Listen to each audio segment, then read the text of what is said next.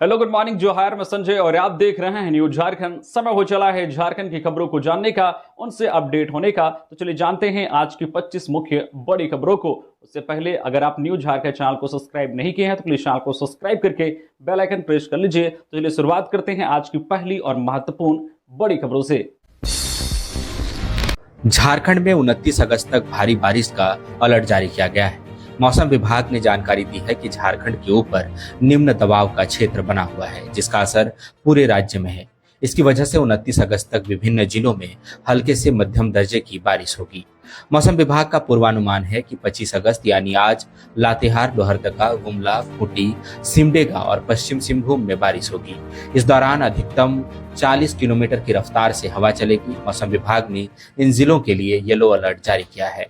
28 अगस्त को पश्चिम सिंहभूम, पूर्वी सिंहभूम, सिमडेगा और सरायकेला खरसावां जिले में बारिश होगी। 29 अगस्त को पश्चिम सिंहभूम, गुमला, सिमडेगा, लोहरदगा और लातेहार में भारी बारिश का येलो अलर्ट जारी किया गया है। झारखंड में लगातार मूसलाधार बारिश ने भारी तबाही मचाई है। पतरातू और तिलैया डैम का फाटक खोलना पड़ा है। स्वास्थ्य मंत्री इरफान अंसारी को फोन पर जान से मारने की धमकी मिली है। मीडिया रिपोर्ट्स के अनुसार 3 जुलाई की देर रात 11 से 11:30 बजे के बीच उनको फोन आया। उस वक्त मंत्री दिल्ली में थे। रिसीव करने पर दूसरी ओर से सीधे कहा गया कि 24 घंटे के भीतर तुमको उड़ा देंगे। यह सुनते ही इरफान अंसारी सन्न रह गए। स्वास्थ्य मंत्री इरफान अंसारी ने बताया कि पहली बार किसी ने इस तरह की भाषा का इस्तेमाल करते हुए धमकी दी है। मंत्री ने तुरंत रांची के पुलिस कप्तान चंदन कुमार सिन्हा को फोन पर इसकी जानकारी दी। स्वास्थ्य मंत्री इरफान अंसारी ने बताया कि झामू कोटे के मंत्री हफीजुल हसन की हार्ट की सर्जरी नई दिल्ली के मेदांता अस्पताल में होनी है। उन्हीं को देखने के लिए वे दिल्ली पहुंचे थे। इस बीच देर रात फोन पर धमकी मिल गई। जिस नंबर से स्वास्थ्य मंत्री को धमकी दी गई उस नंबर पर दोबारा संपर्क करने की कोशिश की गई, लेकिन मोबाइल स्विच ऑफ था।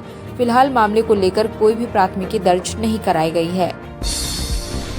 झारखंड में वन्य जीव प्रेमियों और पर्यटकों के लिए एक बड़ी खुशखबरी है। राज्य को जल्द ही 2 नए चिड़ियाघर और 1 टाइगर सफारी की सौगात मिलने वाली है। प्रदेश सरकार ने गिरिडीह और दुमका में 2 नए चिड़ियाघर स्थापित करने का प्रस्ताव तैयार किया है। साथ ही पलामू टाइगर रिजर्व के पास एक भव्य टाइगर सफारी भी विकसित किया जाएगा। यह महत्वपूर्ण घोषणा झारखंड के मुख्य वन संरक्षक SR नतेशा ने सोमवार को बिष्टुपुर स्थित सेंटर फॉर एक्सीलेंस में आयोजित एक उच्च स्तरीय कार्यशाला के उद्घाटन समारोह में की। यह घोषणा उस महत्वपूर्ण अवसर पर की गई है जब जमशेदपुर पूर्वी भारत के वन्य जीव विशेषज्ञों का केंद्र बना हुआ है। यहाँ केंद्रीय चिड़ियाघर प्राधिकरण के सौजन्य से और टाटा स्टील जूलॉजिकल पार्क की मेजबानी में पूर्वी भारत के 23 चिड़ियाघरों से आए 34 कीपरों के लिए 4 दिवसीय क्षमता निर्माण कार्यशाला शुरू हुई है। इस घोषणा से राज्य में वन जीव पर्यटन को एक नई ऊंचाई मिलने की उम्मीद है। अफ्रीका के कैमरून में फंसे झारखंड के 17 मजदूरों को सुरक्षित वापस लाया गया। इनमें बोकारो और हजारीबाग जिलों के मजदूर भी शामिल थे। हालांकि शेष 2 प्रवासी मजदूरों को आज वतन वापस लाया जाएगा।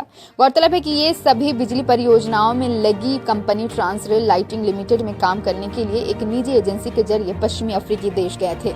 मजदूरों ने इंटरनेट मीडिया पर एक वीडियो जारी कर आरोप लगाया था कि कंपनी ने 4 महीने तक उनका वेतन नहीं दिया, जिससे वे गंभीर आर्थिक संकट में फंस गए हैं। खाने पीने या अन्य जरूरी सामान खरीदने के लिए भी उनके पास पैसे नहीं हैं। साथ ही केंद्र और झारखंड सरकार दोनों से मदद की अपील की थी। इस पर राज्य सरकार के श्रम विभाग ने संज्ञान लेते हुए विदेश मंत्रालय को औपचारिक रूप से सूचित करते हुए तत्काल हस्तक्षेप का अनुरोध किया था और विदेश मंत्रालय ने न केवल उनकी सुरक्षित वापसी कराई बल्कि यह भी सुनिश्चित किया कि कंपनी उनके बकाया वेतन का भी भुगतान करे। 5 सितंबर को झारखंड के टीचर श्वेता शर्मा को राष्ट्रपति द्रौपदी मुर्मू राष्ट्रीय शिक्षक पुरस्कार से सम्मानित करेंगी। राष्ट्रपति द्रौपदी मुर्मू देश भर के 45 शिक्षकों को इस दौरान सम्मानित करेंगी। झारखंड की शिक्षिका श्वेता शर्मा भी झारखंड का प्रतिनिधित्व करेंगी। श्वेता शर्मा देवघर के विवेकानंद राजकीय मध्य विद्यालय की शिक्षिका हैं। श्वेता शर्मा झारखंड की एकमात्र शिक्षिका हैं जिनका चयन राष्ट्रीय शिक्षक पुरस्कार के लिए किया गया है।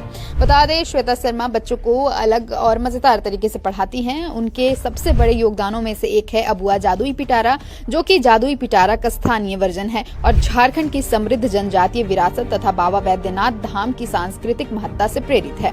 श्वेता शर्मा ने कहा कि सबसे छोटे बच्चों को पढ़ाना उनके लिए हमेशा सबसे बड़ी खुशी रही है, क्योंकि इससे उन्हें साक्षरता की मजबूत नींव रखने का अवसर मिलता है।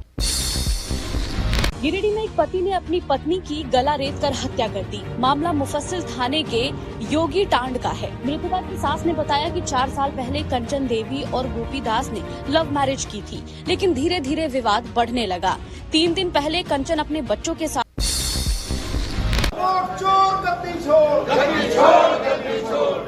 झारखंड विधानसभा के मानसून सत्र की शुरुआत आज हंगामे से हुई। जैसे ही कार्यवाही शुरू हुई, सदन वोट चोर, गद्दी चोर के नारों से गूंज उठा। इस बार सिर्फ विपक्ष ही नहीं, सत्ता पक्ष भी हंगामे में शामिल रहा। सदन की सीढ़ियों पर सत्ता पक्ष के विधायक एसआईआर के खिलाफ विरोध करते नजर आए। कांग्रेस विधायक प्रदीप यादव ने भाजपा पर गरीब, दलित और पिछड़ों के वोट। देश भर में मंगलवार दोपहर को अचानक रिलायंस जियो यूजर्स को बड़ा झटका लगा, जब नेटवर्क सेवाएं अचानक ठप हो गई। कॉल करना मुश्किल हो गया और मोबाइल इंटरनेट पूरी तरह से बंद हो गया। सोशल मीडिया पर कई यूजर्स ने नाराजगी जताई, साथ ही डाउन डिक्टेटर पर शिकायत भी की। इसमें 68% यूजर ने नेटवर्क सिग्नल न मिलने की बात कही, तो 16% ने मोबाइल डेटा में समस्या आने की बात कही, जबकि अन्य यूजर्स की पूरी तरह से सेवाएं बंद हो गई। यह आउटेज राजधानी रांची समेत कई राज्यों में देखा गया, जिसमें दिल्ली, मुंबई, कोलकाता, चेन्नई और बेंगलुरु प्रमुख रहे। यूजर्स ने ट्विटर और फेसबुक पर जियो की सेवाओं को लेकर नाराजगी जताई। कई लोगों ने कहा कि उन्हें ऑफिस मीटिंग और ऑनलाइन क्लासेस में परेशानी हुई। कुछ यूजर्स ने मजाकिया मीम्स भी शेयर किए, जो तेजी से वायरल हो गए। वहीं रिलायंस जियो की ओर से कहा गया कि कंपनी की तकनीकी टीम ने कुछ ही देर में समस्या सुलझा ली और जल्द ही सेवाएं बहाल हो गई।